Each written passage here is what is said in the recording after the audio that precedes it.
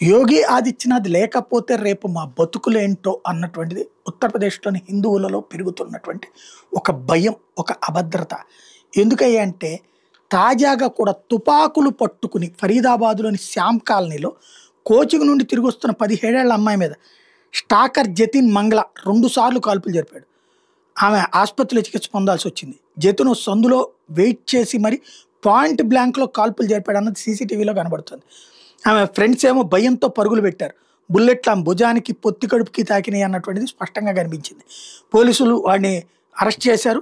వేట ప్రారంభించారు. వాడి కోసం వెతుకుతున్నారు. జతిన్ తల్లిదండ్రులు, బాలిక కుటుంబం ముందే హెచ్చరించింది. మీ వాడు ఇట్లా చేస్తున్నాడని. అయితే వాడు ఇట్లా చెయ్యడు అని చెప్పారు. ఇప్పుడు వాడి కోసం వెతుకుతుంటే యోగి ఆదిత్యనాథ్ సర్కార్ తీవ్రంగా చూస్తోంది వాడి విషయంలో. అదే సందర్భంలో యోగి ఆదిత్యనాథ్ సర్కారే అక్కడ ఇళ్లకి సంబంధించి కూడా ఎవరైతే మహా నేరస్తులకు సంబంధించినటువంటి ఇళ్ళు ఉన్నాయో, మాఫియా డాన్ ముక్తార్ నుండి స్వాధీనం చేసుకున్నటువంటి ప్లేస్లో మొత్తాన్ని వాడి సామ్రాజ్యాన్ని అంతా కూల్చి పేదలకు ఇళ్ళు కట్టించి ఇచ్చి మరీ కేటాయించింది. తద్వారా యోగి అటు సంఘ విద్రోహ శక్తులకి ప్రమాదకరంగా, ప్రజల పక్షాన ప్రేమపూర్వకంగా ఉంటున్నాడు.